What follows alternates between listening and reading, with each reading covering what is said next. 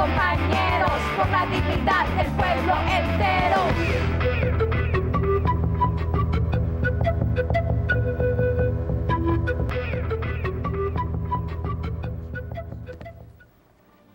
En Colombia ha habido numerosas empresas multinacionales acusadas de colaborar con el gobierno en las violaciones de los derechos humanos y de ser perpetradoras ellas mismas de similares violaciones.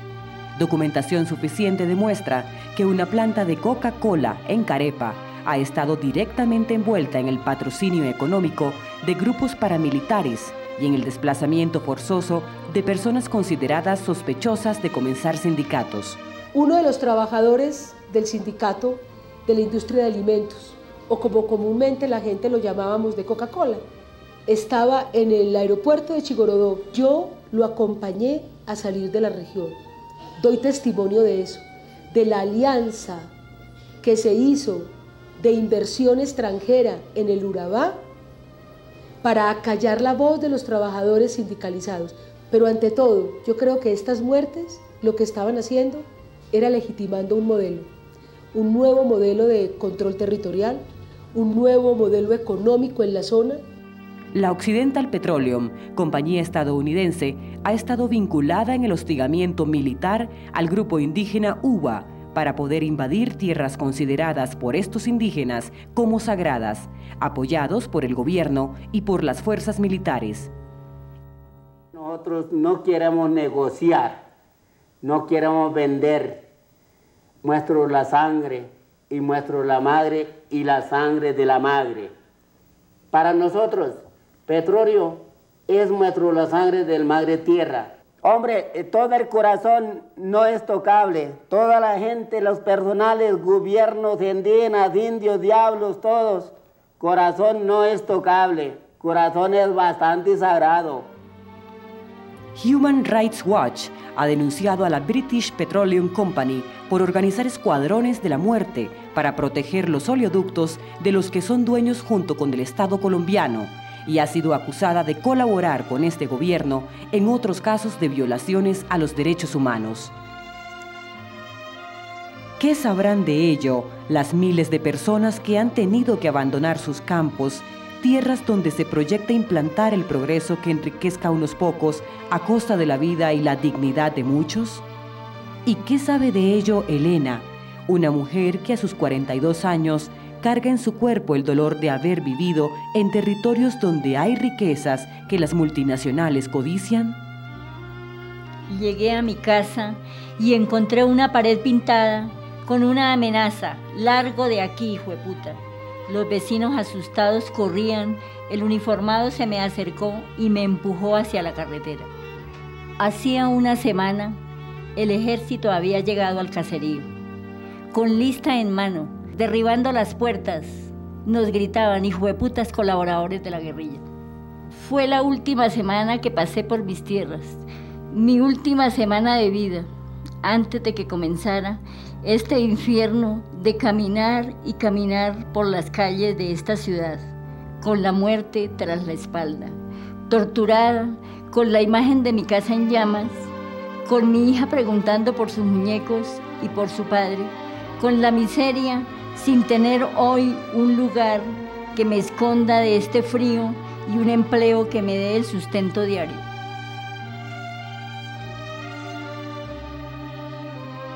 Arauca es un departamento ubicado al nororiente colombiano, en frontera con Venezuela. Tiene dos grandes riquezas muy importantes. De un lado, la riqueza en recursos naturales, y una segunda riqueza muy importante es su pueblo, que ha logrado presentar alternativas concretas para el desarrollo de la región. Recordamos como hechos muy evidentes de violaciones a derechos humanos el bombardeo contra Santo Domingo en el 98, en el que un avión patrocinado por la Occidental hizo la inteligencia táctica para que fuera bombardeado toda una población campesina. Otro hecho importantísimo a resaltar es el año pasado una masacre promovida por paramilitares o ejecutada por paramilitares en el marco de un operativo militar llamado Borrasca 1, donde fueron asesinadas 11 personas y desaparecida una más. Todavía siento esa mirada de odio que me ordenó alejarme de la casa, de mi casa. Aquella vez No sentí el olor de los jardines, solo el miedo y la sangre caliente que rodaba por el cuerpo de mi esposo, al que ya le habían disparado. No sé en qué momento me dispararon a mí. El dolor en el cuerpo me vino cuando ya estaba bien entrada la noche y Juan no pudo andar más. El campesinado reconoce a personas que en un momento entran en el marco de un operativo militar y están uniformadas, identificadas como militares, y posteriormente entran ya actuando como paramilitares.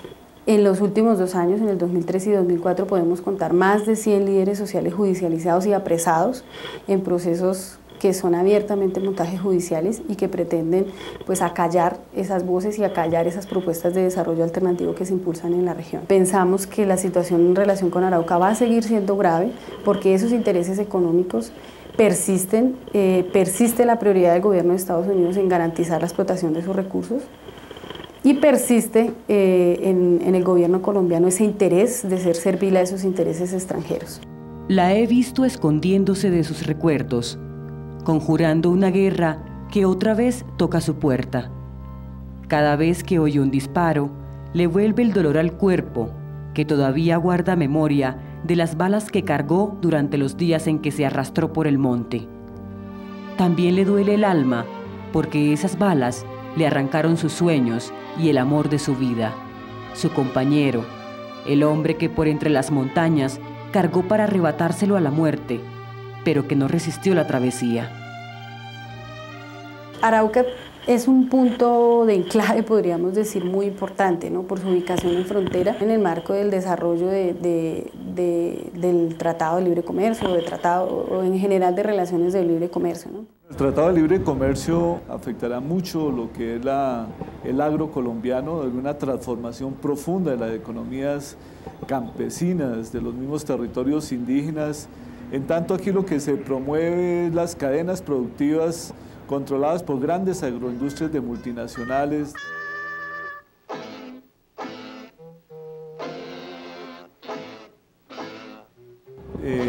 Es uno de los mecanismos impulsados por el gobierno de los Estados Unidos en su estrategia de control de América Latina y de competitividad regional en la guerra económica del siglo XXI. Toda la estrategia de la comunidad imperial, que no es solamente de los Estados Unidos, sino también de la comunidad europea y de los japoneses, lo que ha buscado es crear una arquitectura que regule todas las relaciones económicas, las formas de producción y las relaciones capital-trabajo en el mundo, a través del Banco Mundial, del Fondo Monetario Internacional y de la Organización Internacional del Comercio.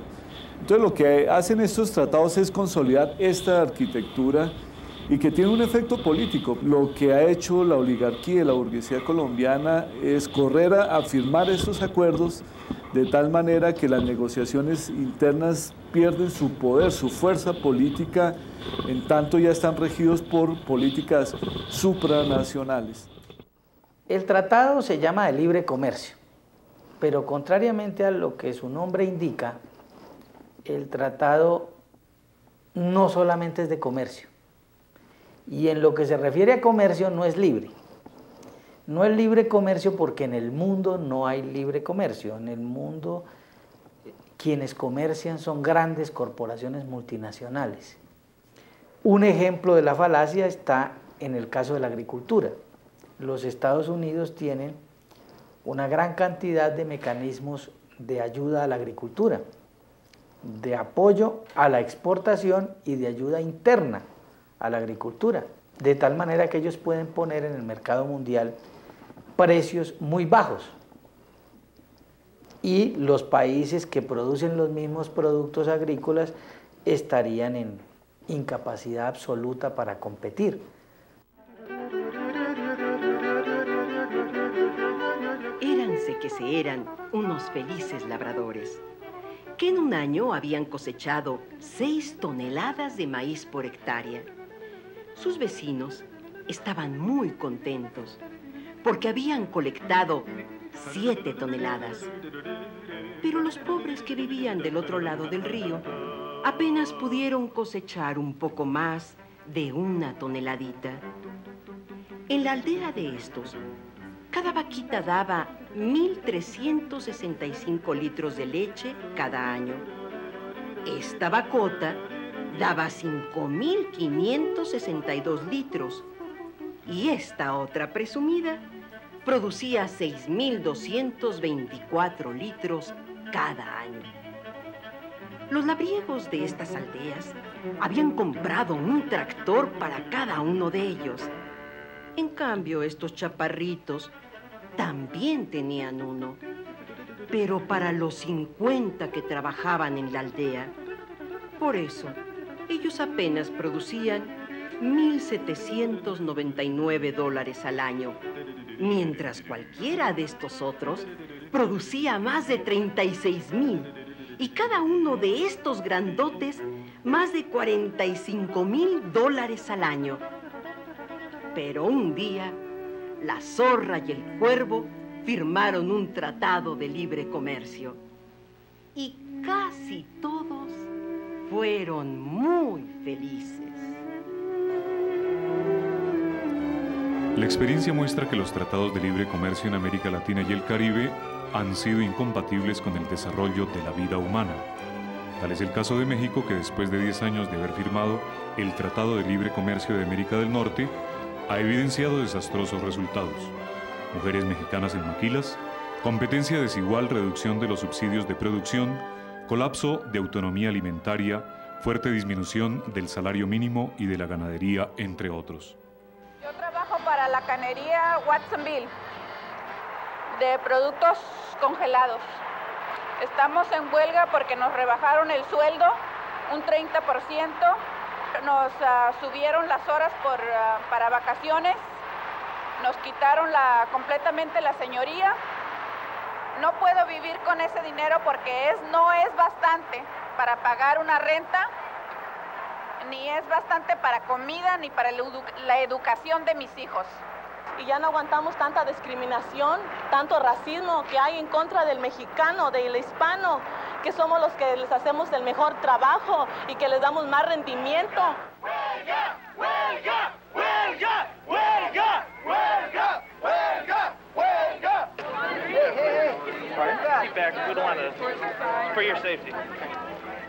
La exclusión de personas es ajena al espíritu del Evangelio. En la visión del reino de Dios, el poder es para servir, especialmente a los más necesitados y no para acumular. Por tanto, un sistema económico que no es capaz de alimentar a todos los que están bajo su cuidado y no tiene mecanismos de autocorrección no puede ser legitimado, pues va en contra de la justicia del reino de Dios. El tratado es más que comercio. El tratado, en el fondo, es un tratado de protección de las inversiones de las grandes corporaciones multinacionales. Lo que está previsto es eliminar toda clase de leyes y de normas que impliquen condiciones o exigencias o requisitos a la inversión extranjera. Hay una estrategia de infraestructura que cubre infraestructura en carreteras, medios de transporte, infraestructura energética, infraestructura de telecomunicaciones, de todo el continente orientado a los intereses de los Estados Unidos. Una muestra de eso también es otro proyecto importante que se impulsa en Arauca, es la construcción de la Ruta de los Libertadores, que es un gran proyecto vial que pretende unir a Caracas con Bogotá y con Quito y ser pues una vía de importantísima comercialización y de implementación de los negocios en el marco del ALCA. Y por otra parte tiene una estrategia de control político-militar. Una pieza de esa estrategia es el Plan Colombia o Iniciativa Regional Andina. Hay un control digamos que cubre el Golfo de México, Pacífico y la zona andina, con bases militares estratégicamente ubicadas que en un principio apuntan a garantizar un equilibrio, una disuasión a cualquiera de los países como Brasil que intenten disputarle la hegemonía o el dominio en el continente. Este modelo de una economía al servicio de las corporaciones multinacionales es un modelo que por sí mismo tiene que causar repugnancia, reacción, protesta, resistencia de las grandes mayorías nacionales y que por lo tanto tiene que sostenerse en la fuerza. Por eso es entendible todo el aparato de seguridad militar, tanto extranjero como nacional. Por ejemplo, el caso Santo Domingo en Arauca, que allí los militares norteamericanos, o más bien los civiles norteamericanos, o para llamarlos como se debe llamar, los paramilitares norteamericanos, intervinieron directamente en la masacre. Esa presencia militar, por una aprobación del Congreso de los Estados Unidos de hace pocos días, se va a duplicar para el año entrante. De hecho, todo el cuerpo militar de Colombia siempre ha sido entrenado por las escuelas de las Américas. La injerencia militar siempre ha sido directa, por lo menos en los últimos 2 siglos. De hecho, el Comando Sur tiene injerencia directa sobre las operaciones militares. El Plan Colombia también está controlado directamente por personal del ejército norteamericano.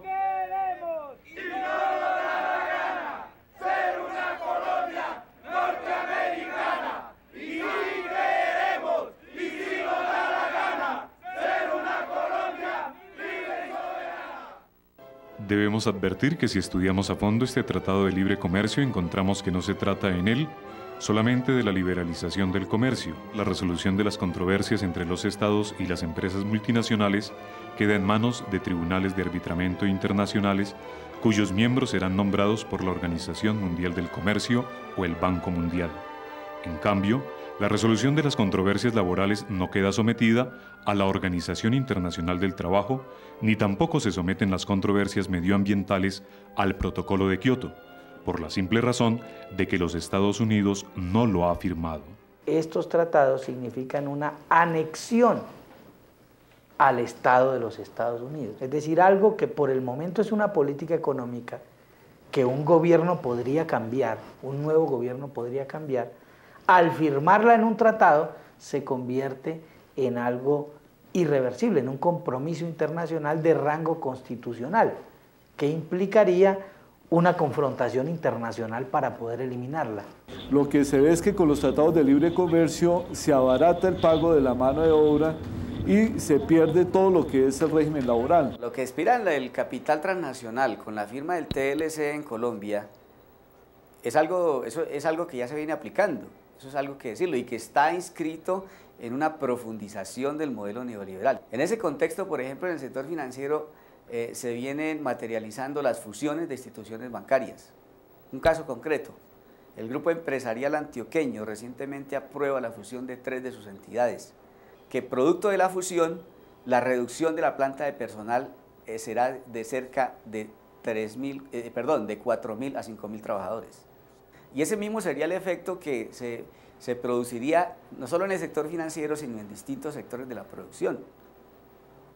También la pequeña y mediana industria se va a ver muy afectada, privilegiando las actividades más de comercio, financieras y de servicios. Podemos ver también en medicamentos, en tanto desaparezcan lo que son los productos genéricos, eso tendrá un impacto directo en el alza de los costos y los precios de los medicamentos en Colombia. Sectores como el avícola, en la medida que se va a importar todo lo que los gringos llaman desechos, que no lo comen, también con precios que romperán todo el sector avícola colombiano, que genera unos 400.000 empleos directos en Colombia. Otros sectores también es destilero, en la medida que se va a permitir la importación de bienes de segunda. Este tratado no representa un modelo económico y social válido para el país. Es evidente que no va a resolver ningún problema y va a crear muchos problemas por la destrucción del aparato productivo nacional, como se ha señalado. Un país dedicado a exportar por cuenta de las multinacionales recursos naturales es un país que no tiene realmente futuro.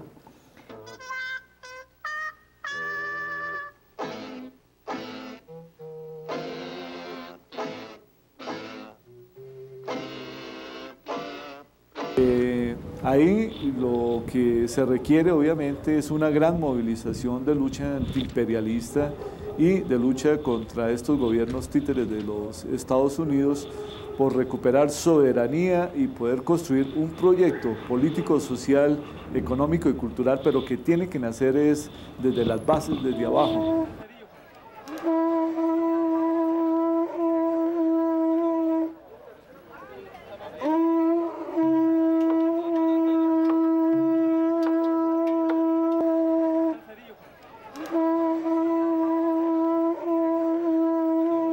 El Movimiento Continental de Cristianos por la Paz con Justicia y Dignidad ha lanzado para la discusión de todos los cristianos del continente americano una propuesta de agenda común que busca articular la acción de diversos sectores de iglesias para los próximos años en torno a ejes comunes de nuestra realidad actual, tales como el modelo económico de libre mercado que se está imponiendo y el militarismo expresado en la intervención cada vez más creciente de los Estados Unidos en nuestros países, y el auge de las salidas represivas y militares a las manifestaciones populares y sociales que se pronuncian en contra de este proyecto de explotación que se impone por la fuerza y de espaldas a los pueblos. Por vida, dignidad y soberanía, fuera yanqui de la patria mía. Por vida, dignidad y soberanía, fuera yanqui de la patria mía. Alerta, alerta, alerta que camina la lucha por la vida en América Latina. Cristianos y cristianas, por la paz, con justicia y dignidad. Naturalmente que toda esta situación de empobrecimiento creciente y exclusión es fruto del sistema, y por eso me parece supremamente importante que cristianas y cristianos del mundo entero y de América Latina nos unamos para salvaguardar la vida, defender la vida y una vida con dignidad. Ese es el sentido de nuestro compromiso. Y yo diría que no solo unirnos cristianas y cristianos, sino también todos los hombres y mujeres de buena voluntad, tengan las creencias que tengan, buscando siempre el favorecer la vida humana con dignidad y con justicia social. Desde muchas expresiones sociales se vienen dando acciones que buscan responder de una manera articulada a estas políticas. Un ejemplo de esto es el Foro Social Mundial, las protestas multitudinarias contra las políticas de mercado impuestas por el Fondo Monetario Internacional y el Banco Mundial. Existen algunos antecedentes en proceso de articulación eclesial y religiosa en torno a la realidad continental. De lo más significativo en este sentido fue el proceso de Asamblea Pueblo de Dios. El APD quiere recuperar la capacidad de soñar. Se trata de que desde hace muchos años se ha venido diciendo que las iglesias son la voz de los que no tienen voz. Y este proceso lo que pretende es que los que no tienen voz hablen. Por eso el lema, integrándonos en la fe y en la justicia, que son dos cosas muy claras hoy en América Latina. En América Latina hay un modelo alternativo de iglesia. O sea, aquí surge una iglesia un modelo de iglesia alternativo a esa iglesia que ha entrado en una crisis irreversible. ¿Y cuáles son las características de este nuevo modelo de iglesia? Bueno, uno, que es una iglesia pueblo de Dios, donde los laicos es la referencia fundamental. Es una iglesia que quiere ser iglesia con otras iglesias. Y mucho más allá de eso, lo que llamamos macroecumenismo, el diálogo interreligioso. Entonces yo pienso que este movimiento por la paz, Cristianos por la Paz, ¿no?, busca reagrupar toda la fuerza cristiana, protestante y católica en favor de la paz. La historia de nuestras iglesias es rica en ejemplo de creyentes que, comprometidos con el reino, asumieron posturas de contestación al imperio.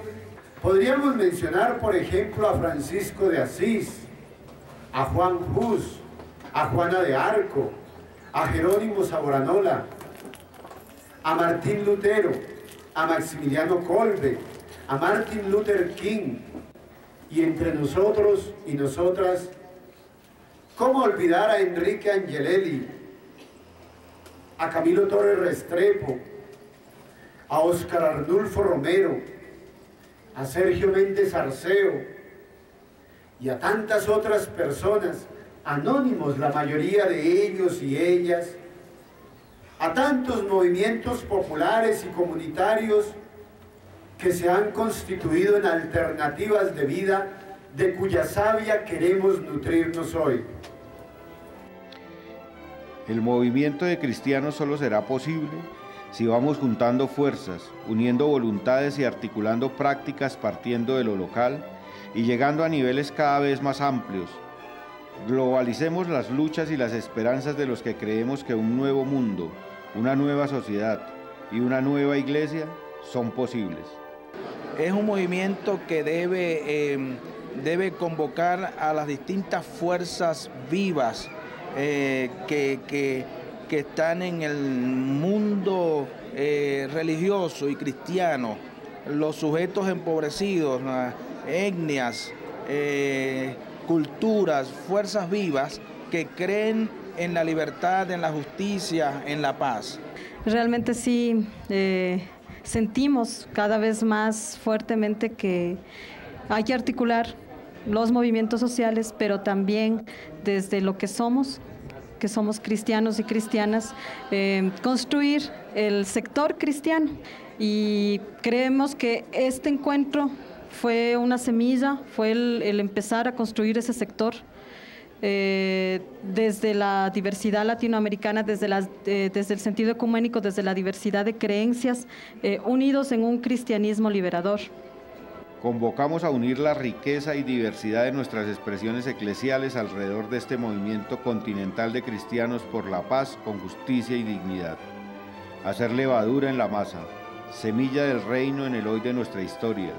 Cristianos y cristianas que creen en la utopía de la vida en abundancia para todos y todas, y que hoy se abren al mundo de la solidaridad con las víctimas de este sistema, para que junto con otros movimientos sociales no solo resistamos a la muerte, sino que ofrezcamos alternativas de vida. Te he visto esta mañana, Elena, con tu traje de flores, al lado de otras mujeres y otros hombres que has encontrado en esta huida, buscando con ellos que las muertes que te acosan, que los acosan, no se queden enterradas en el olvido. Te he visto caminando junto con otros y otras, tras la paz que intentabas construir en el campo de donde fuiste expulsada.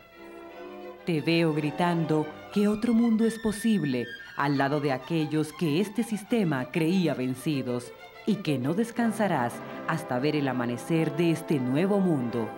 Mundo en que la pequeña Isabel corra nuevamente por los campos que la codicia de las multinacionales le arrebató.